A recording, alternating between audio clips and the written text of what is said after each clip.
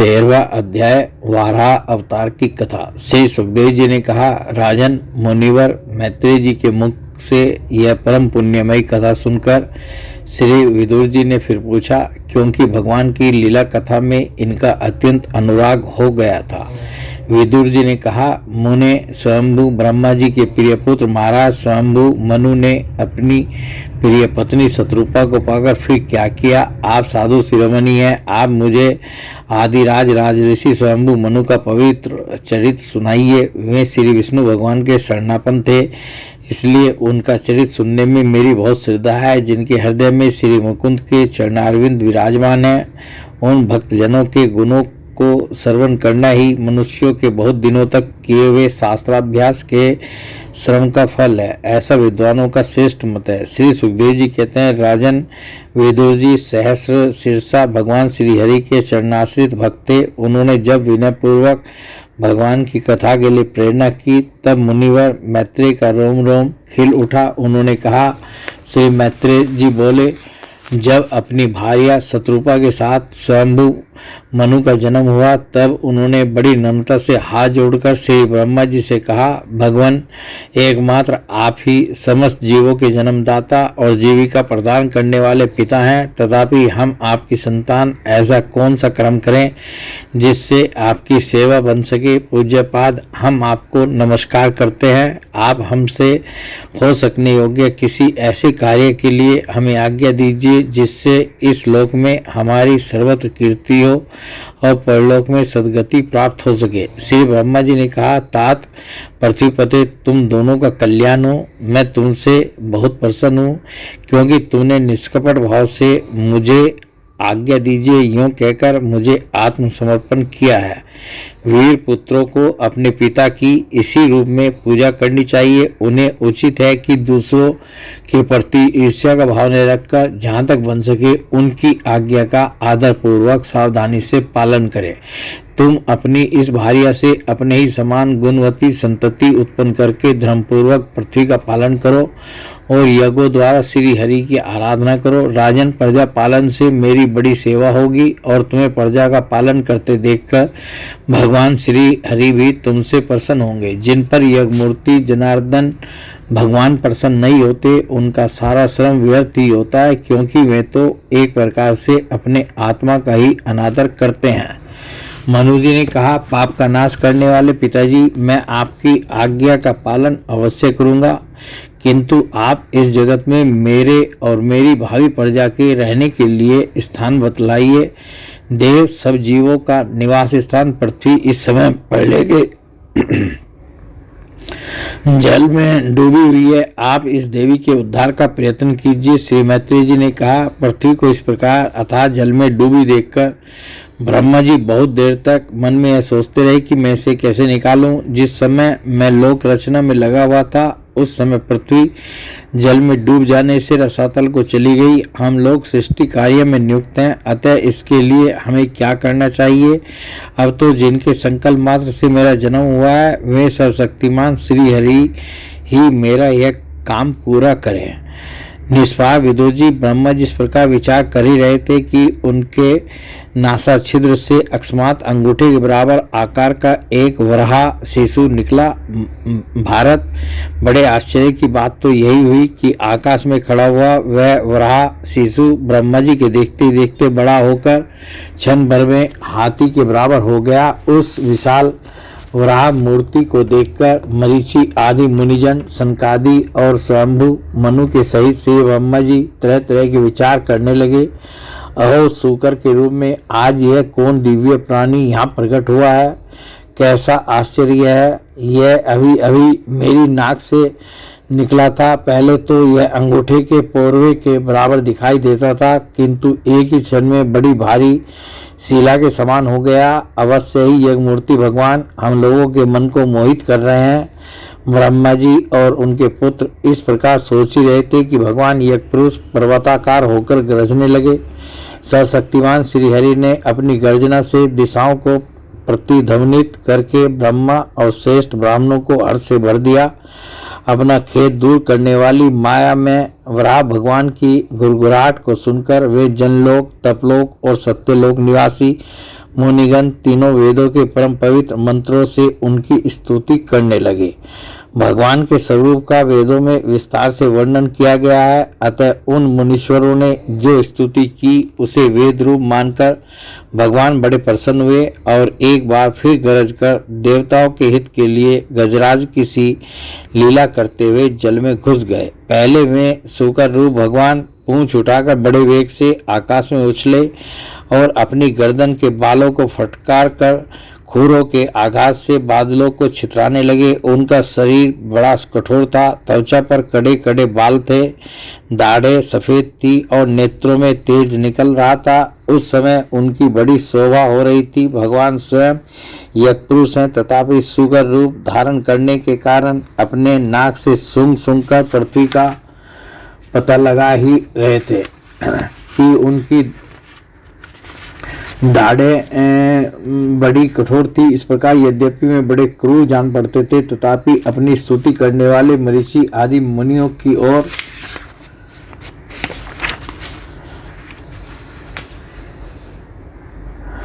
बड़ी सौम्य दृष्टि से निहारते हुए उन्होंने जल में प्रवेश किया। जिस समय उनका वज्र में पर्वत के समान कठोर कलेवर जल में गिरा, तब उसके वेग से मानो समुद्र का पेट फट गया और उसमें बादलों की गड़गड़ाहट के समान बड़ा भीषण शब्द हुआ। उस समय ऐसा जान पड़ता था मानो अपनी उत्ताल तरंग रूप भुजाओं को उठाकर वह बड़े आर्त स्वर से हे यज्ञेश्वर मेरी रक्षा करो इस प्रकार पुकार रहा है। तब भगवान यज्ञमूर्ति अपने बाण के समान पहने खुरों से जल को चीरते हुए उस अपार जल राशि के उस पार पहुंचे। वहां रसातल में उन्होंने समस्त जीवों की आश्रयभूता पृथ्वी को देखा, जिसे कल्पांत में शयन करने के लिए उद्यत श्री हरि ने स्वयं अपने ही उदर में लीन कर लिया था। फिर वे जल में डूबी हुई पृथ्वी को अपनी दाढ़ों पर लेकर रसातल से ऊपर आए। उस समय उनकी बड़ी शोभा हो रही थी। जल से बाहर आते समय उनके मार्ग में विघ्न डालने के लिए महापराक्रमी हिरण्याक्ष ने जल के भीतर ही उन पर गदा से आक्रमण किया। इससे उनका क्रोध चक्र के समान तीक्ष्ण हो गया और उन्होंने उसे लीला से ही इस प्रकार मार डाला जैसे सिंह हाथी को मार डालता है। उस समय उसके रक्त से तुंतनी तथा कनपटी सन जाने के कारण वे ऐसे जान पड़ते थे मानो कोई गजराज लाल मिट्टी के टीले में टक्कर मारकर आया हो। तात जैसे गजराज अपने दांतों पर कमल पुष्प धारण कर ले, उसी प्रकार अपने सफेद दांतों की नोक पर पृथ्वी को धारण कर जल से बाहर निकले हुए तमाल के समान नीलवर्ण वराह भगवान को देखकर ब्रह्मा मरीचि आदि को निश्चय हो गया कि ये भगवान ही है। तब वे हाथ जोड़कर वेद वाक्यों से उनकी स्तुति करने लगे। ऋषियों ने कहा, भगवान अजीत आपकी जय हो यज्ञपते, आप अपने वेद त्रयी रूप विग्रह को फटकार रहे हैं, आपको नमस्कार है। आपके रोमकूपों में संपूर्ण यज्ञ लीन है। आपने पृथ्वी का उद्धार करने के लिए ही यह सूकर रूप धारण किया है, आपको नमस्कार है। देव दुराचारियों को आपके इस शरीर का दर्शन होना अत्यंत कठिन है, क्योंकि यह यज्ञ रूप है।